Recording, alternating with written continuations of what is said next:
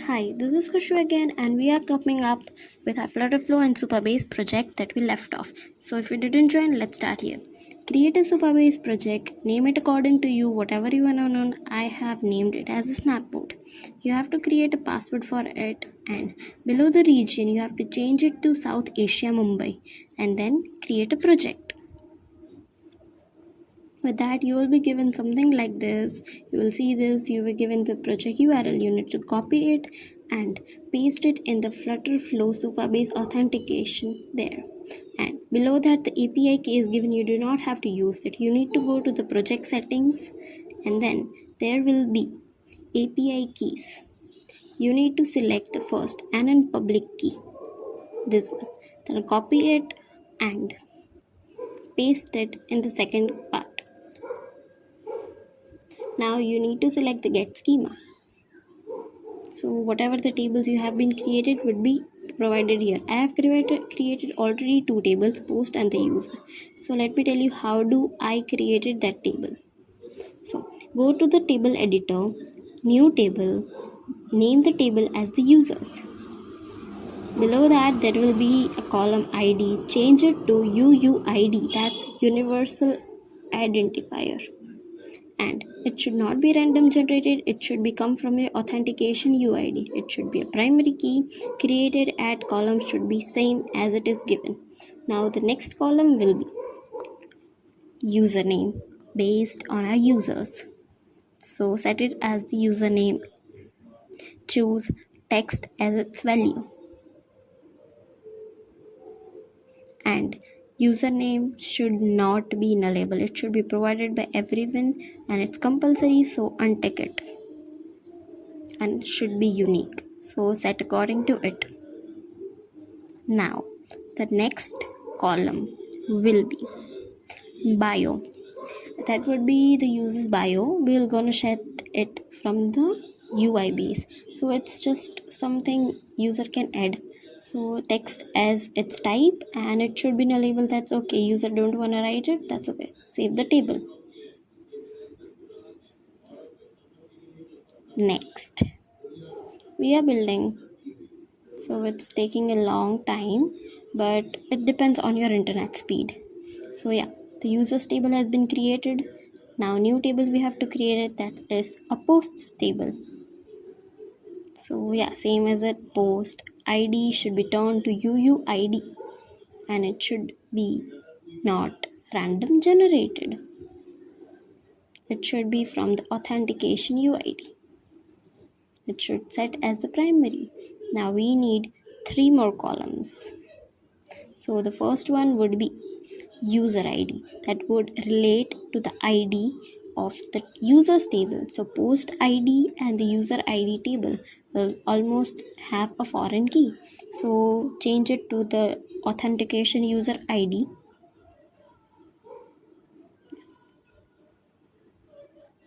This is, you do not need to untake it, or you need to.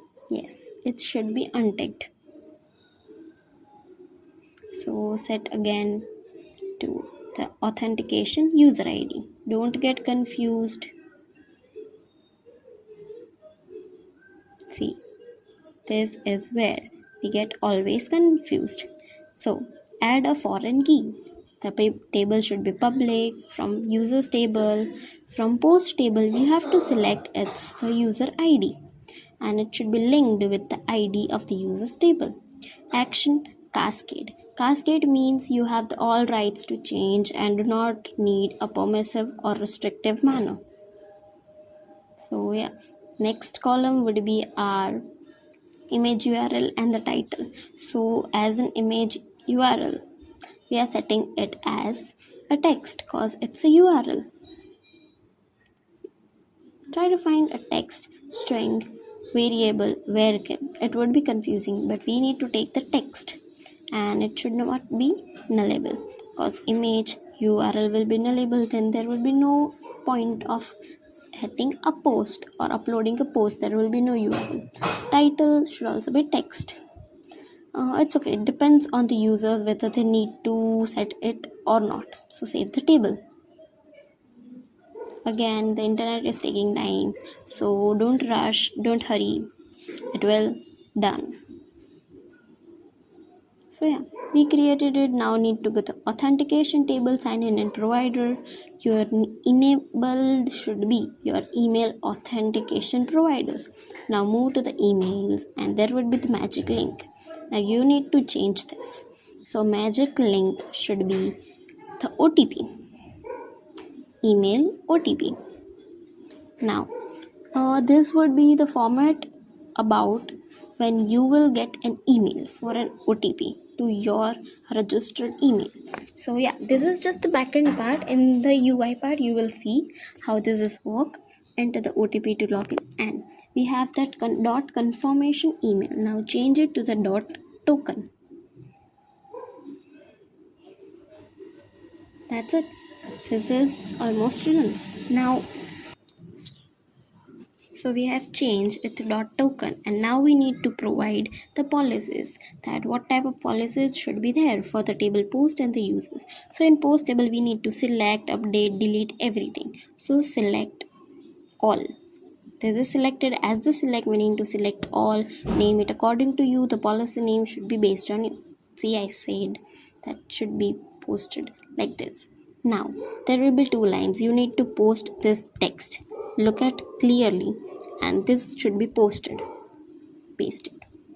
And now users table, we need a three different policies like insert, update and select. We are not deleting the users. So yeah, paste according to this. We are getting an error. Why? We need to see that. Why do we get error? Because in the users table there is no user ID, there is only ID. So yeah, save the policy for the insert. Now the next policy, same as it is for the update. And in the below section, you need to change it and paste it like this.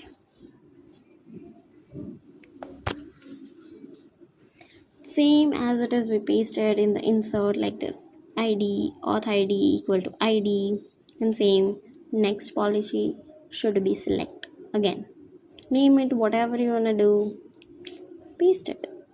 This is a same procedure, just need to make minor changes. This is not such a big deal. Now you need to create a bucket. Bucket name should be post images. It should be a public bucket, otherwise you won't be able to use it.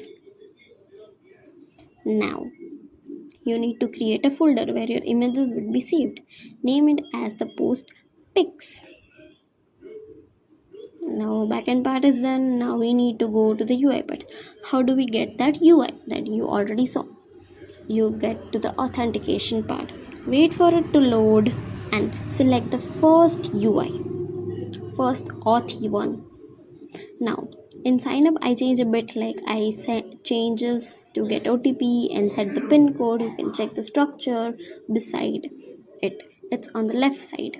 Now this is a complete structure that I changed from that auth one template.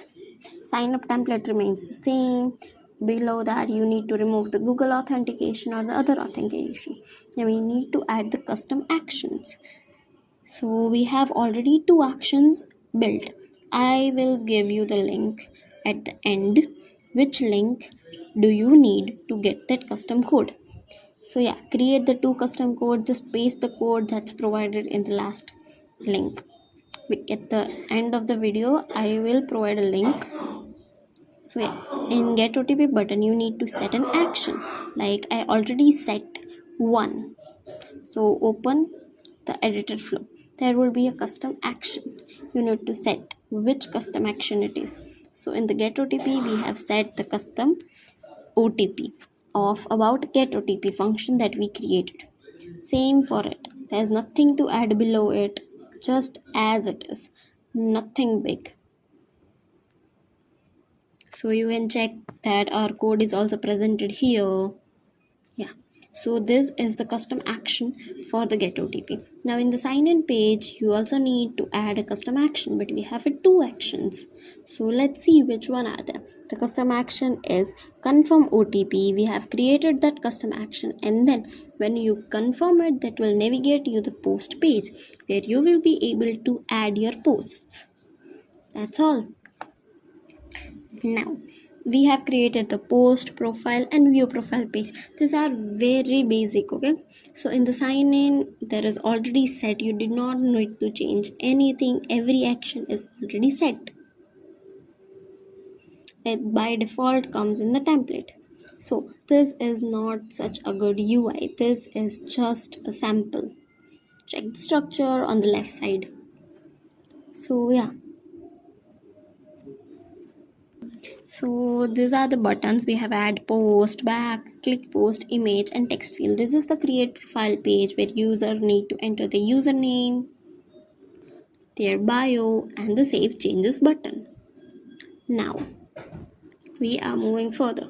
Check the file structure, folder structure, widget structures that's provided in the left side. Keep checking it if any changes are there.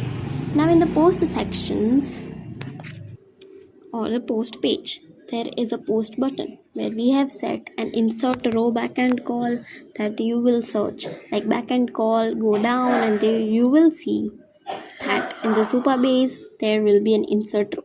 Select that. There will be an alert dialog box which will be alerting you that it's successfully posted, and you will be navigated to the view profile page.